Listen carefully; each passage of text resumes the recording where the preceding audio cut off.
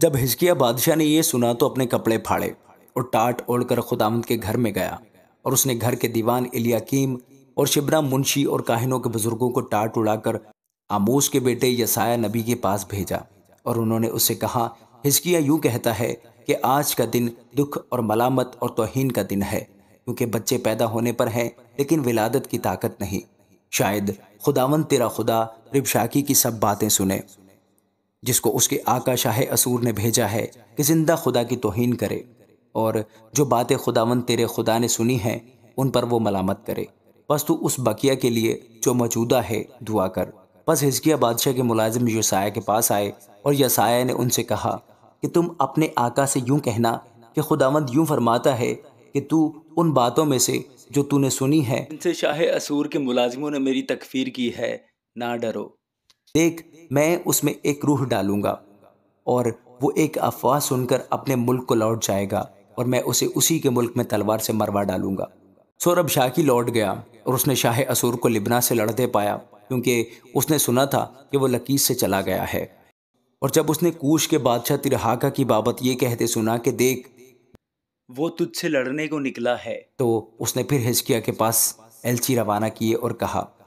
کہ شاہ یہودا حزقیہ سے یوں کہنا کہ تیرا خدا جس پر تیرا بھروسہ ہے تجھے یہ کہہ کر فریب نہ دے کہ یروشلم شاہ اسور کے قبضہ میں نہیں کیا جائے گا۔ دیکھ، تو نے سنا ہے کہ اسور کے بادشاہوں نے تمام ممالک کو بالکل غارت کر کے ان کا کیا حال بنایا ہے۔ سو کیا تو بچا رہے گا؟ کیا ان قوموں کے دیوتاؤں نے ان کو، یعنی جوزان اور حران اور رصف اور بنی عدن جو تلسار میں تھے، جن کو ہمارے باپ دادا نے ہلاک کیا، چھڑایا؟ حماد کا بادشاہ اور عرفات کا بادشاہ اور شہر سفروائم اور ہن اور ایوا کا بادشاہ کہاں ہیں؟ حزقیہ نے ایلچیوں کے ہاتھ سے نامہ لیا اور اسے پڑھا، اور حزقیہ نے خداوند کے گھر میں جا کر اسے خداوند کے حضور پھیلا دیا، اور حزقیہ نے خداوند کے حضور یوں دعا کی، اے خداوند اسرائیل کے خدا، کروبیوں کے اوپر بیٹھنے والے، تو ہی اکیلا زمین کی سب سلطنتوں کا خدا ہے، تو ہی نے آسمان اور زمین کو پیدا کیا۔ اے خداوند، کان لگا اور سن، اے خداوند اپنی آنکھیں کھول اور دیکھ، اور سنحریب کی باتوں کو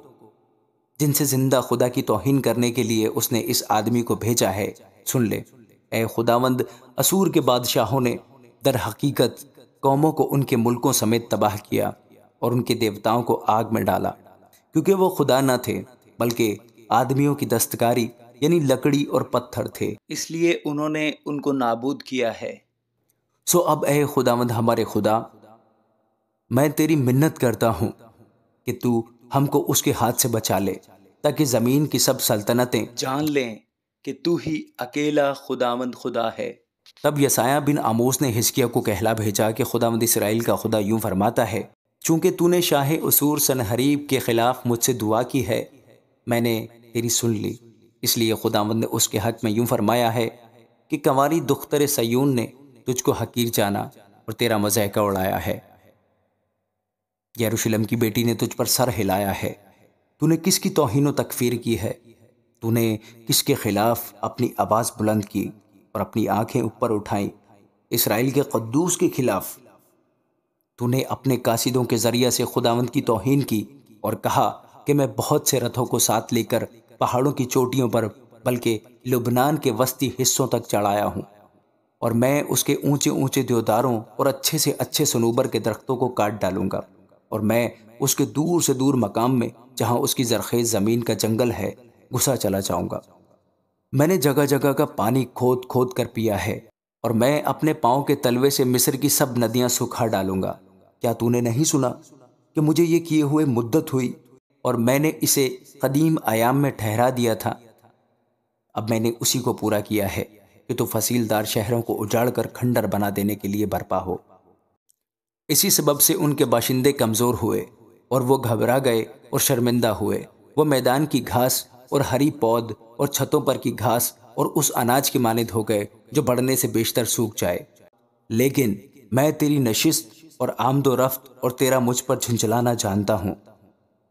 تیرے مجھ پر جھنجھلانے کے سبب سے اور اس لیے کہ تیرا گھمنڈ میرے کانوں تک پہنچا ہے، میں اپنی نکیل تیری ناک میں اور اپنی لگام تیرے منہ میں ڈالوں گا، اور تو جس راہ سے آیا ہے میں تجھے اسی راہ سے واپس لوٹا دوں گا، اور تیرے لیے یہ نشان ہوگا کہ تم اس سال وہ چیزیں جو از خود اگتی ہیں اور دوسرے سال وہ چیزیں جو ان سے پیدا ہوں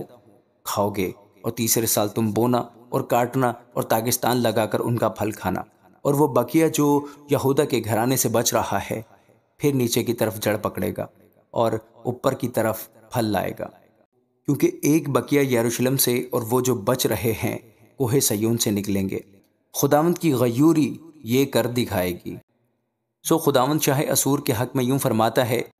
کہ وہ اس شہر میں آنے یا یہاں تیر چلانے نہ پائے گا، وہ نہ تو سپر لے کر اس کے سامنے آئے اور نہ اس کے مقابل دمدمہ باندھنے پائے گا، بلکہ خداوند فرماتا ہے کہ جس راہ سے وہ آیا اسی راہ سے لوٹ جائے گا اور اس شہر میں نہ آنے پائے گا، کیونکہ میں اپنی خاطر اور اپنے بندہ داؤد کی خاطر اس شہر کی حمایت کروں گا تاکہ اسے بچا لوں۔